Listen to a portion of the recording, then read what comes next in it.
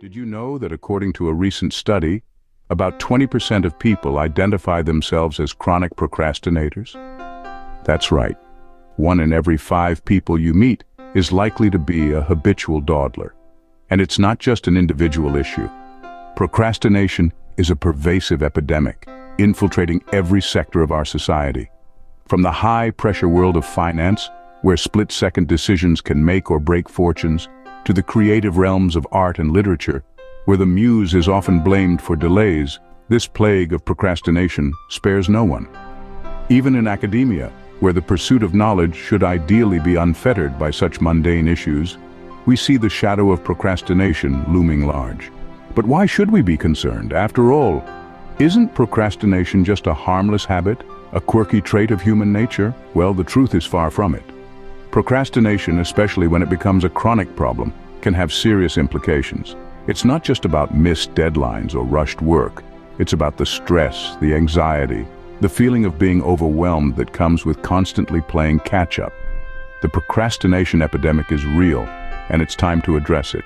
So let's dive in and explore how we can combat this issue, starting with an intriguing concept, the 5-second rule. Stay tuned. So what can we do about this? Enter the 5-second rule. This rule is a simple yet effective tool to combat procrastination. It's a straightforward concept. The moment you have an instinct to act on a goal, you must physically move within 5 seconds, or your brain will kill the idea. Why does this work? It all comes down to neuroscience.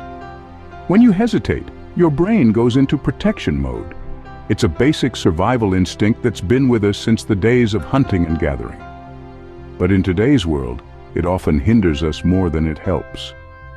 By counting down from 5, you distract your mind from the excuses it might be generating and focus it on moving into action. It's not about ignoring your instincts, but rather about not letting your brain's fear-based reactions hold you back. The 5-second rule is a powerful tool to conquer procrastination. So why not give it a try? Let's address the elephant in the room, the cost of procrastination. It's a beast we've all battled at some point, but often underestimate its toll. Procrastination is not merely a thief of time, it's a thief of productivity and potential. It's the invisible barrier keeping us from reaching our goals. When we procrastinate, we don't just delay tasks, we delay success, growth, and progress. We replace meaningful action with empty hours, and the cost of those lost opportunities is incalculable. Beyond productivity, procrastination also plays a dark role in our mental health. It's a cyclical trap. We procrastinate to avoid stress only to find that the delay multiplies the stress we initially tried to dodge. This heightened stress can lead to a host of mental health issues, including anxiety and depression. A study from the American Psychological Association noted that students who procrastinated had higher levels of stress and illness. Moreover, chronic procrastination can erode self-esteem. Each time we succumb to the pull of procrastination, we send a subtle message to ourselves that we can't trust our commitments. Over time, this can lead to a damaging self-perception and a belief that we are incapable of change. Procrastination also affects our relationships. When we continually delay tasks, we risk letting down colleagues, friends, and family. This can strain relationships and cause a loss of trust and respect. And let's not forget the financial cost. Procrastination in the workplace can lead to missed deadlines, poor performance, and ultimately job loss. In a broader economic context, think about the potential innovations, inventions, and initiatives that remain unrealized because of procrastination. In essence, the cost of procrastination is a compound interest of lost time, diminished self-esteem, strained relationships, and missed opportunities. It's a hefty price to pay for a few more minutes of comfort or leisure. The cost of procrastination is high, both for our productivity and our mental well-being. So let's not delay tackling this beast, because every moment spent in procrastination is a moment lost in progression. Now that we understand the cost of procrastination, how can we implement the 5-second rule in our daily lives? That's the question we're going to tackle in this segment. The 5-second rule is more than just a mental trick. It's a tool that uses the science of habits, productivity, and human psychology to help you break free from the shackles of procrastination. So let's delve into some practical ways to put this rule into practice. Firstly, it's crucial to understand that the 5-second rule isn't about denying the existence of procrastination or pretending it's not a problem. It's about acknowledging that procrastination is a hurdle and choosing to leap over it. When you find yourself sliding into a procrastination pit, count backwards from 5, 4, 3, 2, 1, and then spring into action. It's as simple as that. However, implementing the 5-second rule requires a bit of preparation. You need to have a clear idea of what you want to do when procrastination strikes.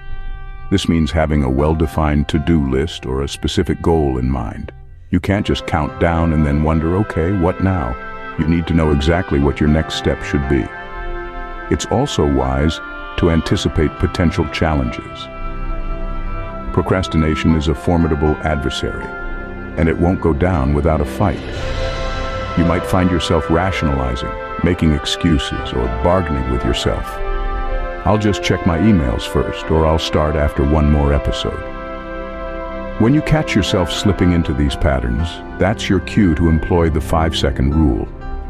Don't give yourself time to talk yourself out of it. Just count down and get started. Another challenge might be forgetting to use the 5-second rule in the first place. To combat this, consider setting reminders on your phone or leaving sticky notes around your workspace. Make the 5-second rule a part of your daily routine until it becomes second nature. One important thing to keep in mind is that the 5-second rule isn't a magic wand that will cure procrastination instantly. It's a tool to help you break the cycle and start building healthier habits. It might take some time and you might stumble along the way, but that's okay. The key is to keep going, to keep counting down and taking action. Lastly, remember to be kind to yourself. Beating procrastination is a journey, not a destination. Celebrate your victories, no matter how small they may seem. Each time you use the 5-second rule to overcome procrastination, you're taking a step towards a more productive and fulfilling life. Implementing the 5-second rule is a simple yet effective way to beat procrastination. It's not about being perfect or never procrastinating again. It's about taking control, making conscious choices, and taking action.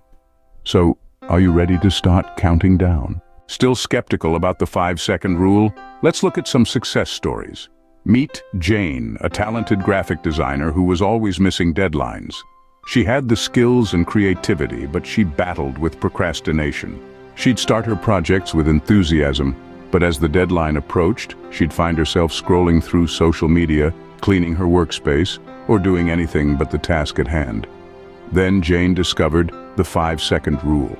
She started counting down from 5 whenever she felt the pull of procrastination. This simple countdown gave her the push she needed to start working.